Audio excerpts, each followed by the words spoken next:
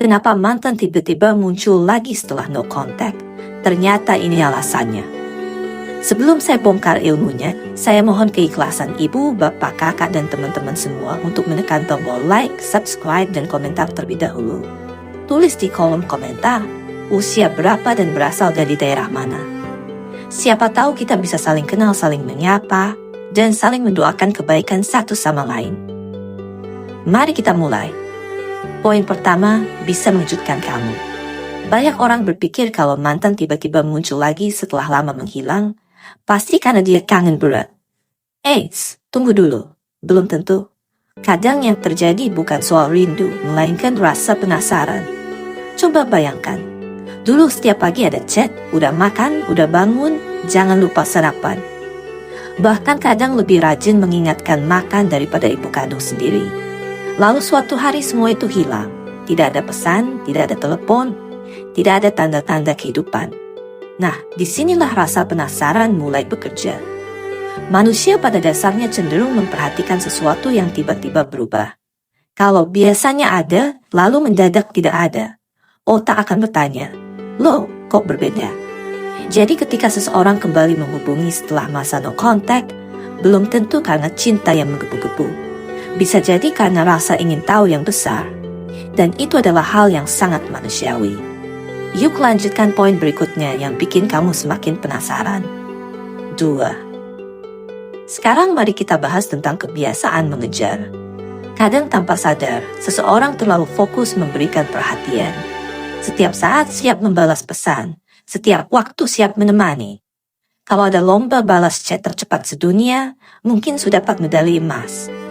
Masalahnya ketika perhatian berlebih menjadi kebiasaan, orang lain bisa menganggapnya sebagai sesuatu yang selalu tersedia. Lalu apa yang terjadi ketika perhatian itu berhenti? Muncullah rasa kehilangan. Mirip seperti wifi rumah. Saat nyala terus, tidak terlalu diperhatikan. Begitu mati 5 menit saja, semua penghuni rumah panik. Wifi kenapa? Kuota siapa yang habis?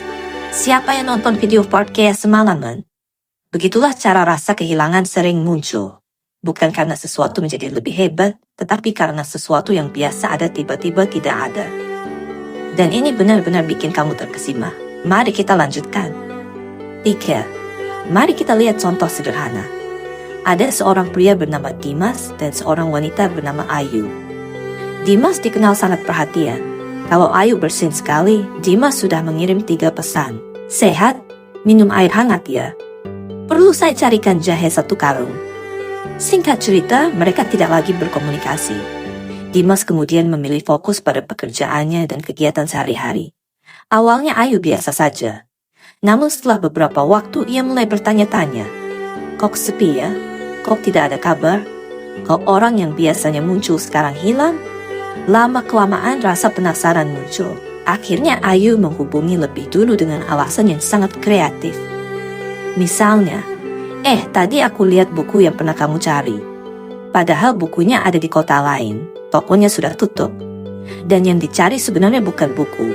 Kadang alasan menghubungi memang sederhana, yang penting percakapan bisa dimulai. Dari contoh ini kita belajar bahwa perubahan perilaku seringkali memunculkan perhatian baru dari orang lain. Yuk lanjut ke poin berikutnya yang bikin kamu semakin penasaran. Sekarang kita masuk ke bagian yang menarik, yaitu tentang nilai diri. Banyak orang melakukan no contact dengan tujuan agar mantan kembali. Padahal manfaat terbesar no contact sebenarnya bukan itu. Manfaat terbesarnya adalah memberi ruang untuk diri sendiri. Saat tidak sibuk memikirkan orang lain setiap saat, kita punya kesempatan memperbaiki hidup. Bisa mulai olahraga, belajar keterampilan baru, fokus pada pekerjaan, menjalankan usaha, atau setidaknya membereskan lemari yang isinya sudah seperti museum barang tak terpakai. Ketika seseorang fokus mengembangkan dirinya, kepercayaan dirinya meningkat. Dan percaya atau tidak, orang yang bahagia dengan kehidupannya sendiri biasanya terlihat lebih menarik, bukan karena berpura-pura sulit didapat, tetapi karena memang memiliki kehidupan yang penuh tujuan. Yuk kita bongkar lagi di poin terakhir berikut ini. 5. Nah, ini poin yang paling penting. Kalau seseorang kembali menghubungi kamu, jangan langsung berasumsi apapun. Jangan langsung berpikir, wah dia pasti cinta mati. Atau sebaliknya, wah dia pasti punya niat buruk. Tetap tenang, lihat tindakan, bukan hanya kata-kata. Perhatikan konsistensi, perhatikan kesungguhan. Karena hubungan yang sehat dibangun oleh komunikasi, rasa hormat, dan usaha dari kedua belah pihak. Bukan oleh permainan perasaan. Bukan juga oleh siapa yang paling jago membuat orang lain penasaran. Kalau memang ada kesempatan untuk memperbaiki hubungan, lakukan dengan dewasa. Kalau ternyata tidak cocok, jadikan pengalaman sebagai pelajaran berharga. Karena setiap hubungan mengajarkan sesuatu tentang diri kita sendiri. Jadi sahabat semuanya, no contact bukan sekadar cara membuat seseorang penasaran. Yang lebih penting adalah bagaimana kita menggunakan waktu tersebut untuk bertumbuh menjadi pribadi yang lebih baik. Fokus pada kesehatan, fokus pada keluarga, fokus pada karir, fokus pada kebahagiaan diri sendiri. Karena nilai diri kita tidak ditentukan oleh siapa yang datang atau siapa yang pergi. Kalau seseorang memang ingin hadir dalam hidup kita, dia akan menunjukkan niat dan usahanya dengan jelas.